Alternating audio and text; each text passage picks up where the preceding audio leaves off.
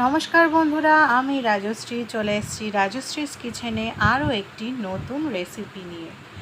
একঘেয়েমি মাছের রান্না, তেল মশলার মাছের রান্না খেয়ে খেয়ে মুখে অরুচি হয়ে গেছে, কিছু হালকা পাতলা খেতে ইচ্ছা করছে, তাহলে দেখে নাও মাছের এই রেসিপি। এর জন্য প্রথমেই আমরা একটা মশলা তৈরি করে নেব। তো মশলাটা তৈরি করতে যেগুলো লাগছে দেখে নাও। তার জন্য নিয়ে নিয়েছি আদা, একটু বড় সাইজের আদা কুচিয়ে নিয়ে নিলাম টমেটো, একটা বড় সাইজের টমেটো কেটে আমি দিয়ে দিলাম। ঝালের জন্য দিয়ে দিলাম কাঁচা লঙ্কা আর বেশ খানিকটা সাদা জিরে বা গোটা জিরে। এবার সামান্য একটু জল দিয়ে আমি এটাকে পেস্ট তৈরি করে নেব। আর কিচ্ছু মশলা কিন্তু ব্যবহার করব না এই রান্নাতে, শুধুমাত্র এই মশলাটা ছাড়া। এরপর কড়া দেখো বসিয়ে দিয়েছি গরম হতে, এর মধ্যে দিয়ে দিলাম সর্ষের তেল। আচ্ছা, এরপর আমি দেখো ফুলকপিগুলোকে হালকা একটু ভাপিয়ে নিয়েছি। কেন ভাপিয়ে নিয়েছি? অনেকের গ্যাসের সমস্যা থাকে, আর এই গ্যাসের সমস্যা যাতে না হয় তরকারিটা খেলে, তার জন্য আমি হালকা নুন আর হলুদ দিয়ে ফুলকপিটাকে খুব হালকাভাবে ভাপিয়ে নিয়েছি। এরপর সেই ফুলকপিগুলোই আমি তেলে দিয়ে দিলাম। তেলে দিয়ে আমি এটাকে ভেজে নেব। আর এখানে দেখো একদম মাছ কিন্তু কেটে বেছে নিয়ে চলে এসেছি, ভালো করে ধুয়ে। এর মধ্যে দিয়ে দেবো হলুদ গুঁড়ো আর দিয়ে দেবো পরিমাণ মতো নুন। আমি এখানে ভোলা মাছ ব্যবহার করছি। ভোলা মাছ ছাড়াও কিন্তু রুই, কাতলা, যে কোনো মাছ দিয়ে আমরা এত হালকা পাতলা একটা রান্না তৈরি করে নিতে পারি। ফুলকপিও এদিকে আমার ভাজা কমপ্লিট, মাছের গায়ে নুন হলুদ মাখাতে মাখাতে। তো ফুলকপিগুলো আমি তেল থেকে তুলে নেব। এবার ওই একই তেলে আমি কেটে রাখা আলুগুলো দিয়ে দিলাম। আমি এখানে আলুগুলোকে দেখো লম্বা লম্বা করে কেটে নিয়েছি। এবার এই আলুগুলোকেও সামান্য নুন হলুদ দিয়ে ভাজা ভাজা করে নেব।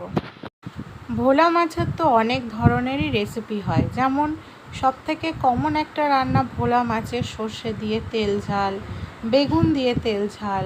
এইগুলো তো আমরা খেয়েই থাকি সাধারণতভাবে। তবে এইভাবে একবার রান্নাটা করে দেখলে তোমরা নিজেরাই খেয়ে বুঝতে পারবে কতটা রিচ ছাড়া এই রান্নাটা, আর খেতেও কতটা আরাম দেয়। সত্যি বলতে সবসময় যে তেল মশলা দিয়ে রান্না করলেই রান্নার স্বাদ হয় তেমন কিন্তু একদমই নয়, সেটা সম্পূর্ণ ভুল ধারণা। এই রকম কখনো কখনো খেলে শরীরেও আরাম দেয় আর পেটটাও কিন্তু আমাদের ঠিক থাকে। এরপর দেখো ভোলা মাছগুলো একটা একটা করে ভেজে নেব। ভালোভাবে একটু লাল লাল করে ভেজে নিতে হবে। মাছের এক পিঠ ভাজা হয়ে গেলে আরও আর এক পিঠ আমি উল্টে দিয়েছি। আর দেখো এখানে মাছগুলো কিন্তু একদম ভালোভাবে দু পিঠই ভাজা হয়ে গেছে। এবার মাছগুলোকে তেল থেকে তুলে নেব, আর বাকি মাছগুলো এইভাবে ভেজে নেব। সবকটা মাছ আমার ভাজা কমপ্লিট। এবার ওই তেলের মধ্যেই আমি একটা ছোট পেঁয়াজের হাফ কুচিয়ে নিয়েছি, সেই পেঁয়াজটা দিয়ে দিলাম। তোমরা চাইলে এখানে পেঁয়াজটা নাও ব্যবহার করতে পারো। আমি দিলাম, একটু ভাজা ভাজা হয়ে যাক পেঁয়াজটা। এরপর আমি দিয়ে দেবো গোটা জিরে সামান্য পরিমাণে ফোড়নের জন্য, দিয়ে আমি ভালোভাবে একটু নাড়াচাড়া করে নেব। এরপর যে মশলাটা আমি বেটে নিয়েছিলাম মিক্সিতে, সেটা আমি এর মধ্যে দিয়ে দেবো। এরপর মশলাটাকে ভালো করে শুকিয়ে নেব, যাতে একদম শুকনো শুকনো হয়ে যায় কষতে কষতে। তারপর এর মধ্যে দিয়ে দেবো আরও একটু সামান্য পরিমাণে জল। তারপর আবারও আমি মশলাটাকে কষিয়ে নেব। এরপর এর মধ্যে যেগুলো ব্যবহার করব সেগুলো দেখে নাও। এর মধ্যে দিয়ে দেবো হলুদ গুঁড়ো 1 চামচ, দিয়ে দেবো লাল লঙ্কার গুঁড়ো 1/2 চামচ। অবশ্যই ঝাল বুঝে দেবেন, আমরা একটু ঝাল পছন্দ করি তাই জন্য একটু লঙ্কার গুঁড়ো ব্যবহার করলাম। এরপর দিয়ে দিলাম 1/2 চামচ জিরের গুঁড়ো, 1/2 চামচ ধনের গুঁড়ো। ব্যাস, এগুলো দিয়েই আমি ভালো করে কষিয়ে নেব। মশলা প্রায় আমার কষানো কমপ্লিট। এরপর আমি ভেজে রাখা আলু ফুলকপিগুলো দিয়ে আবারও মশলাটাকে সব কিছুর সাথে কষিয়ে নেব।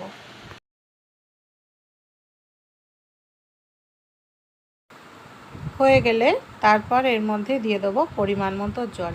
খুব বেশি জল দেওয়ার প্রয়োজন নেই, কারণ সব কিছুই ভাজা আছে আর ফুলকপিটা হালকা ভাপিয়ে নেওয়াও আছে, তাই পরিমাণ অনুযায়ী জল দেবেন। ঝোলটা ফুটে উঠলে এর মধ্যে দিয়ে দেবো পরিমাণ মতো নুন।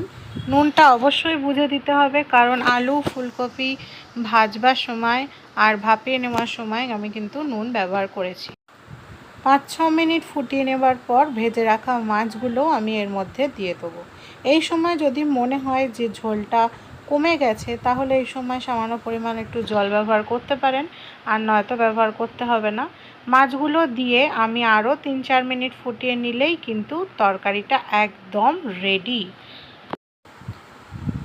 দেখে নাও, আমি তোমাদের দেখিয়ে দিচ্ছি, আলু ফুলকপি একদম কিন্তু টোটালি সিদ্ধ হয়ে গেছে। আর ফুলকপি যেহেতু আগে থেকে ভাপানো ছিল, তাই আরও তাড়াতাড়ি সিদ্ধ হয়ে গেছে। এরপর আমি নামানোর সময় এর মধ্যে দিয়ে দেবো খুব সামান্য একটু গরম মশলার গুঁড়ো। এবার কেউ যদি মনে করো যে ধনেপাতা দেবে, তাহলে ধনেপাতা কুচিও ব্যবহার করতে পারো। আমার কাছে ধনেপাতাটা ছিল না, তাই আমি ব্যবহার করলাম না।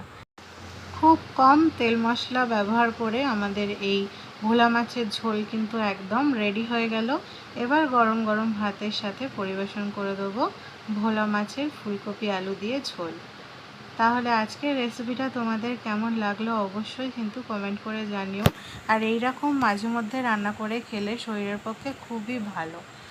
আজকের রেসিপি তোমাদের ভালো লেগে থাকলে লাইক কমেন্ট এবং প্রচুর শেয়ার করে দিও।